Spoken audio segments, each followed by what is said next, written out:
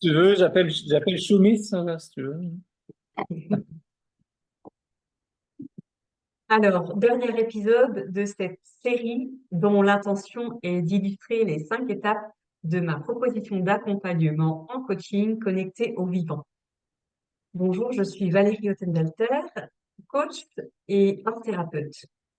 Alors aujourd'hui, j'ai invité Christian Blanchard pour cette dernière étape qui est incarner, devenir cet humain animal. Alors, pourquoi humain-animal?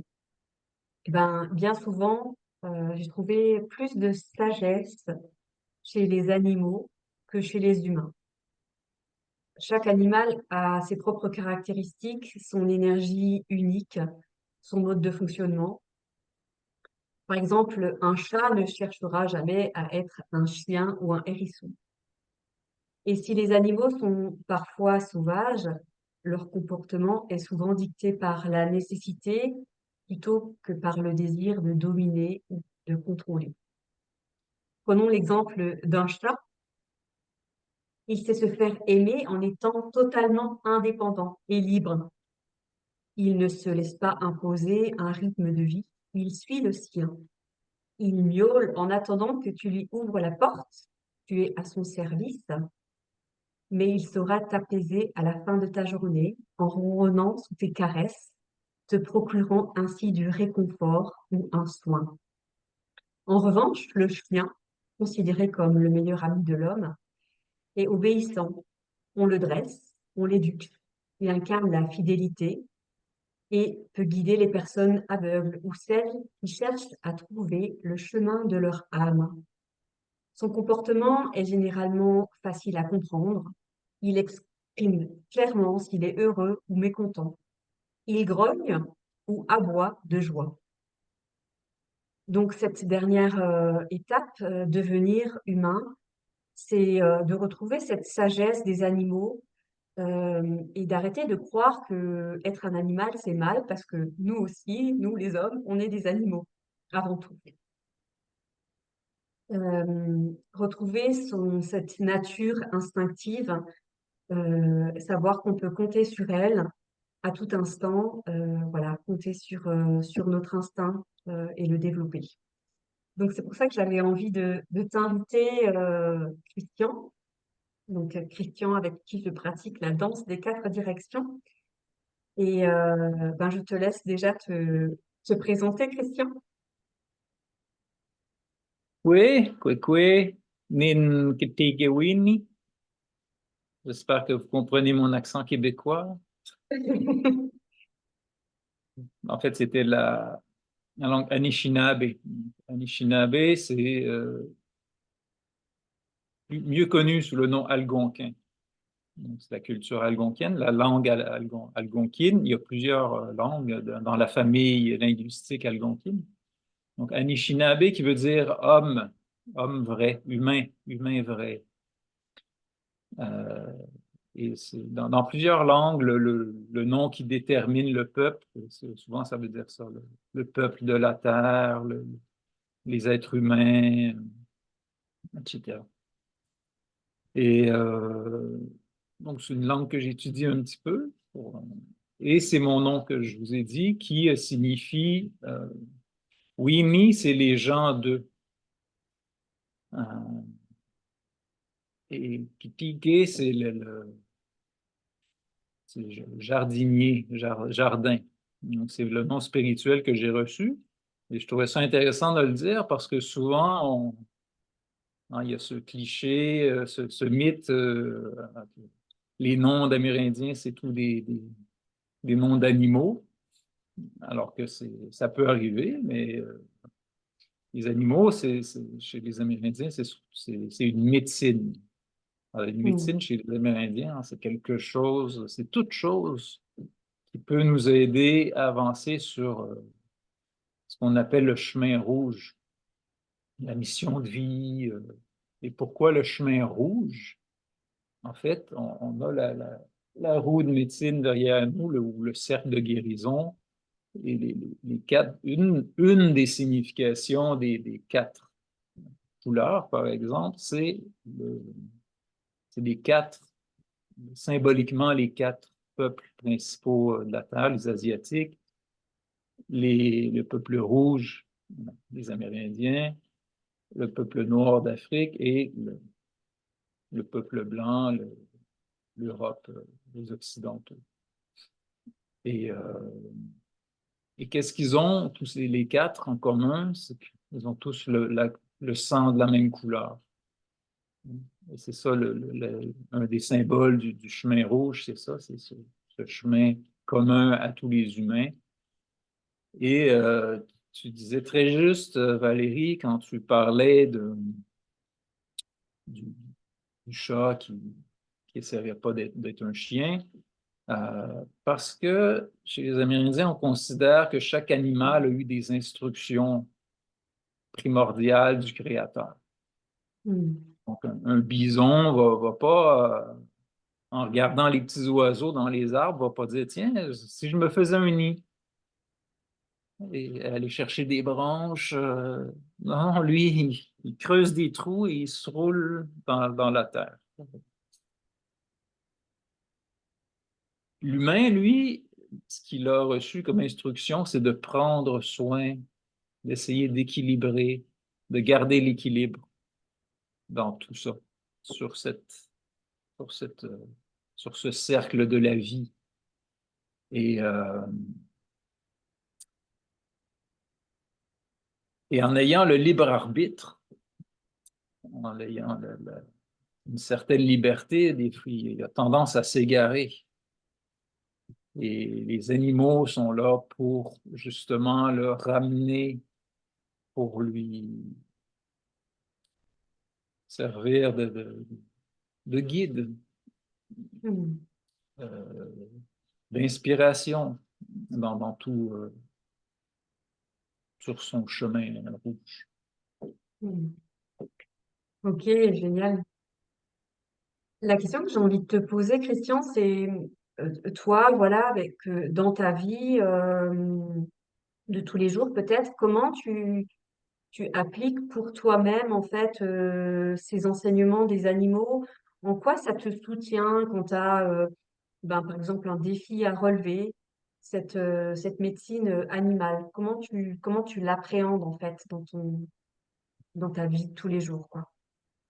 Hmm. Ça, je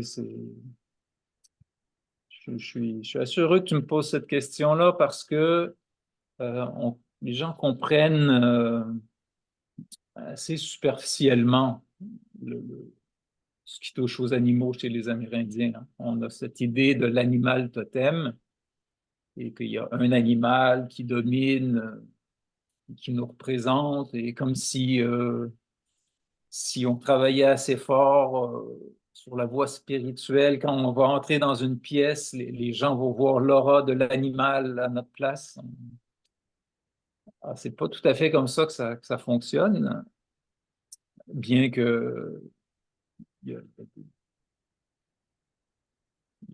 des récits, des témoignages qui disent hein, que certaines personnes arrivent carrément, certains hommes, femmes médecines arrivaient à se métamorphoser et qui en auraient encore aujourd'hui. Mais généralement, eux-mêmes, c'est pas du tout ça qu'ils vont enseigner, parce que souvent, c'est des gens très, très éclairés qui vont nous enseigner, entre autres, à rester les pieds sur terre. Et souvent, beaucoup des enseignants avec qui j'ai travaillé, on m'a dit de me méfier de tout ce qui on qualifie de magie, du côté magique des choses. Et donc, pour répondre à ta question, c'est que c'est difficile d'avancer si on connaît juste un animal, parce que chaque animal a sa médecine. Euh, et on n'est pas des êtres monoblocs non plus, hein. C'est-à-dire à différents moments du jour, ben, on va avoir différentes médecines qui vont nous dominer. dont justement on va avoir besoin pour contrebalancer. C'est-à-dire que si le matin, je suis plutôt un ours, ben, j'ai peut-être tendance à quand j'ouvre les yeux et que je respire, les premiers coups, je fais appel à la médecine du colibri, qui est la joie. J'ai besoin de briller un peu plus. Mm. Euh, un exemple que j'aime bien donner aussi, c'est et beaucoup des leaders spirituels à une certaine époque se sont convertis au christianisme sans, sans abandonner leurs pratiques traditionnelles. Ouais. Et, euh, et ce qu'ils disaient souvent, c'est ils soulevaient le fait qu'il y avait des similitudes. Et quand par exemple, quand quelqu'un perd quelque chose, qui cherche quelque chose, il va faire appel à Saint-Antoine de Padoue, je crois, pour retrouver les objets perdus. Ben, moi, je fais appel à la médecine de la belette.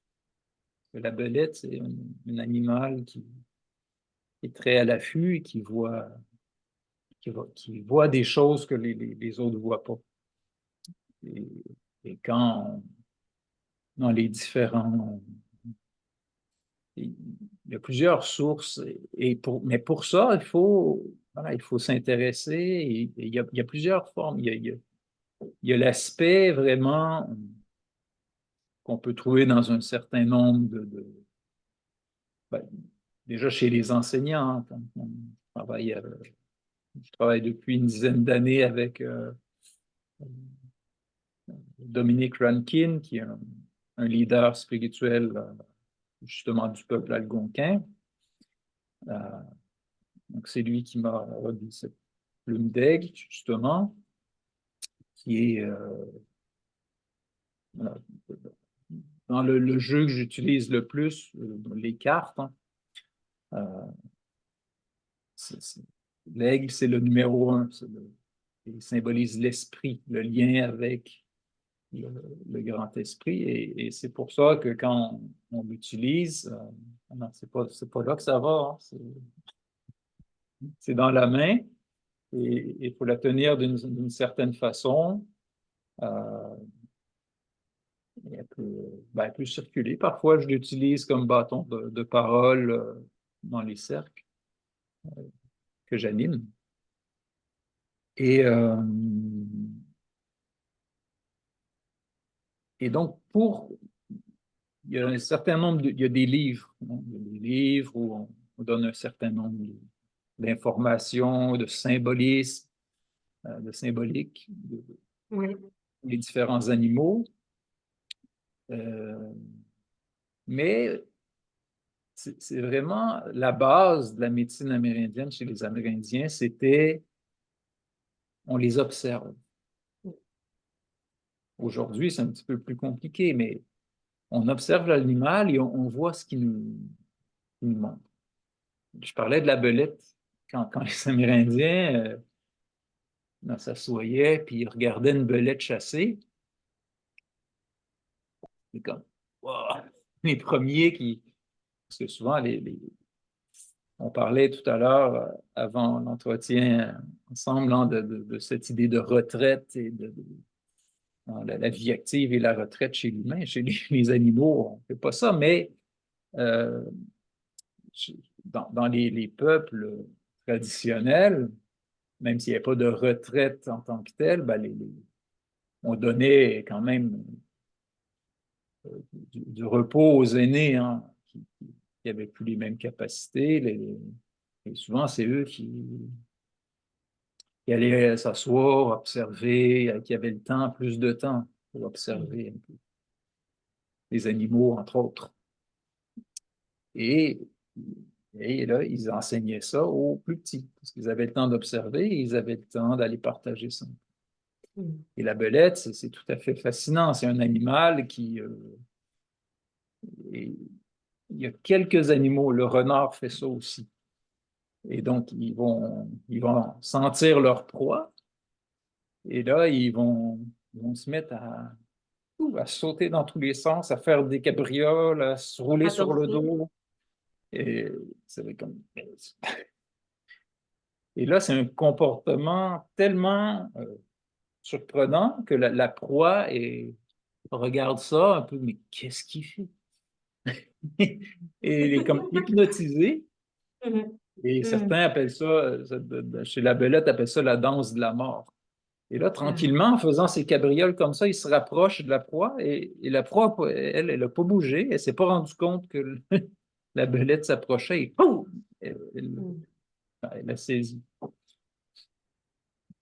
Ok. Et ça, si on ne le prend pas au premier degré, c'est une observation concrète. On reste les pieds sur terre avec ça. Mais si on le regarde de différentes façons, ça nous enseigne plein de choses, hein. Faut pas hésiter à sortir des rangs un peu, faire des choses surprenantes. Ça peut nous aider aussi à atteindre nos objectifs. Et ça peut nous faire du bien au mental, Mental. juste un peu de folie, avoir un brin de folie en nous. Ouais. Euh, ouais, Ok. c'est des choses comme ça. Alors, merci pour ce partage. Moi, j'avoue que j'utilise beaucoup l'oracle du peuple animal de Arnaud Rioux, que je trouve très inspirant et extrêmement riche. Euh, et ce que je partage avec les gens, c'est-à-dire que moi, je leur propose de découvrir leur animal totem et que cet animal, pour moi, il a peut-être une mission, mais qui peut être une mission à court terme, mais quand même moyen long terme, tu vois, de dire, ben voilà, dans la période de vie dans laquelle je suis actuellement, ben peut-être que moi, la loutre va m'aider. La loutre avec son énergie de joie, son énergie de ben, retrouver un peu les amours de l'enfance, ce côté de Féminité, prendre soin, etc. Et c'est ça que je partage de mon côté avec les personnes que j'accompagne en leur disant, ben, peut-être que vous pouvez voyager pendant un temps avec cet animal-là, avec son énergie, et voir si vous vous rapprochez un peu plus de lui par vos actions et par vos manières de penser, de voir le monde. Ce que ça vous fait, en fait, si c'est plus facile pour vous, si c'est plus, ouais, si c'est plus doux pour vous. Toi aussi, tu me parlais tout à l'heure, avant qu'on commence, d'un livre. Peut-être que tu peux nous le partager, je sais pas. et donc, je travaille sur cet aspect-là de moi-même aller emprunter des livres, des vidéos, les vidéos, les photos pour se laisser inspirer, les sites où on décrit les caractéristiques de certains. Bon, on trouve quasiment tous les animaux, hein. Tout à fait, ouais. Des vidéos intéressantes et souvent on les voit. Par exemple, la belette que j'expliquais, hein, il y a quelques semaines, j'ai regardé ce comportement-là. Mais il y a aussi des expériences personnelles. J'ai déjà été chargé par un wapiti. Tout le monde ne connaît pas peut-être sous ce nom-là, le wapiti, C'est un espèce parfois on de appelle kangourou, c'est ça? l'élan d'Amérique. Ah, ok, ok, ouais, d'accord, je vois, ouais. Donc en anglais, c'est elk, comme black elk. C'est c'est un très gros cervidé et là, je me suis fait. Je- J'avais fait beaucoup de bruit et j'étais dans les montagnes rocheuses au Canada. Et donc, j'ai dérangé la tranquillité d'une mère et elle n'a pas aimé ça. Et elle s'est approchée de moi. Et, mais il y en a beaucoup, il y en a, Ils sont présents en ville, dans les rocheuses comme ça. C'est un animal, voilà, typiquement sur lequel on a empiété dans le territoire et il ne s'est Ouais. pas sauvé pour autant. Donc, il est prêt à cohabiter, mais donc, je n'ai pas été blessé, mais j'ai goûté la médecine, toute la puissance que dégage une mère qui doit protéger ses enfants. Dans un autre ordre d'idée, j'ai eu un- une corneille sauvage qui était, qui semblait, qui était pas en très bon état de santé. On ne voyait pas de blessure apparente, mais je me suis approché et elle a monté sur mon bras. Et ça, c'était un des plus beaux cadeaux de ma vie. Mm.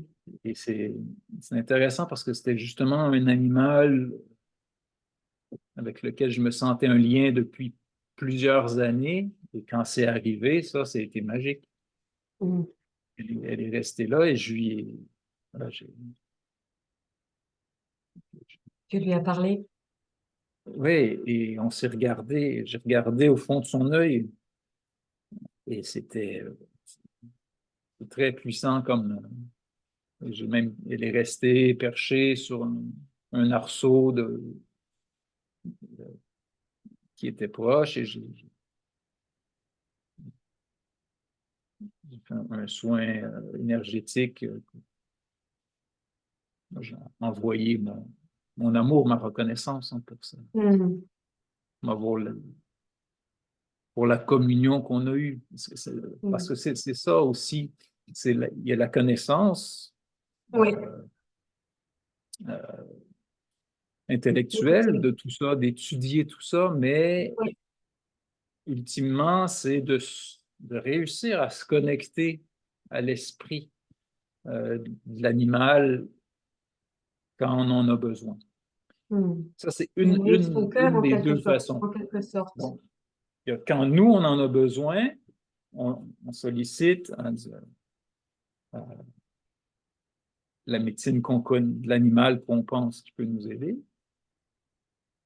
qu'on ressent qui peut nous aider. Et il y a dans l'autre sens aussi. Quand l'animal, quand l'esprit de l'animal, quand le grand mystère de la vie veut nous envoyer un message, il va parfois passer par la médecine des animaux. Et là, si pendant une semaine, vous voyez le dauphin sous toutes ses formes à la télé, sur une pub, sur un poster, à la radio,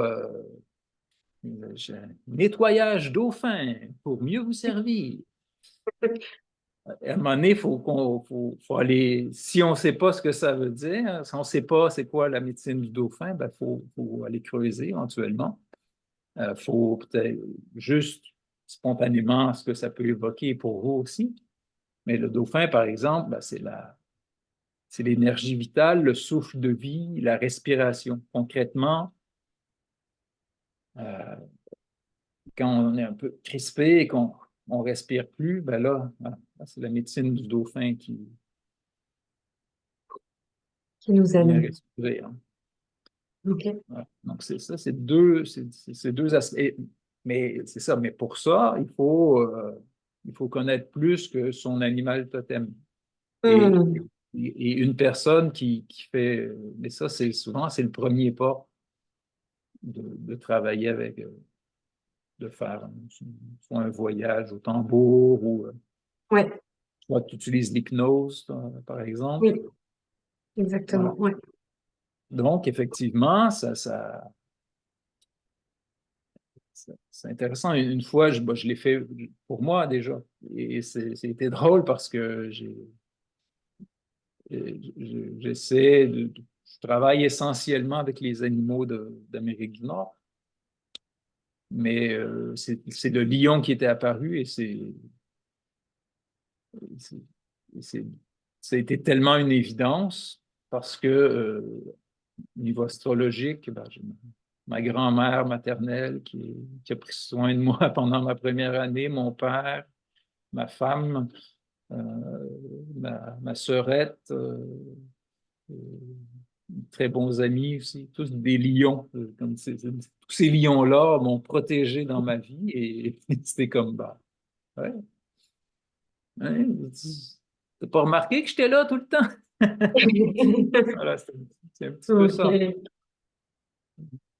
Ok, Christian, merci beaucoup pour toutes ces histoires. Alors, on va clôturer notre entretien super intéressant. Euh, est-ce que tu as envie de nous partager peut-être l'année prochaine le cours que tu vas donner Hmm. sur la sagesse animale, brièvement, pour clôturer ce rendez-vous-là en lien avec les animaux? Ouais, ben donc, je vais enseigner pour ma sixième année, je crois, à l'Université populaire de Strasbourg. Et au fil du temps, que ce soit dans les cours ou dans d'autres animations, souvent beaucoup de questions sur les animaux et je me rendais compte que là, c'était souvent la compréhension était un petit peu compliquée des fois. Et donc, c'est une des raisons pour lesquelles j'ai travaillé un petit peu plus sur ça dans les derniers mois. Euh, et donc, je vais expliquer un peu mieux comment ça fonctionne, tout ça, la sagesse du peuple animal, peu importe comment on l'appelle. Et on va voir ensemble les différentes, non, les différents animaux. Au fil du Mm, temps, on va... Et ce qui est intéressant, justement, avec le livre d'Arnaud Rioux, c'est ce qu'il appelle le rituel. Donc, le rituel de chaque animal, et c'est des petits exercices à mettre en place. Et ça, c'est intéressant aussi, mm, des mm, méditations, des exercices concrets pour cheminer mm. concrètement. Ok. Eh ben, merci beaucoup, Christian, pour ce rendez-vous super intéressant. Du coup, de mon côté, c'est notre dernier rendez-vous aussi. Tu étais mon dernier invité, en relation avec cette proposition de coaching en 5 étapes connectées au vivant.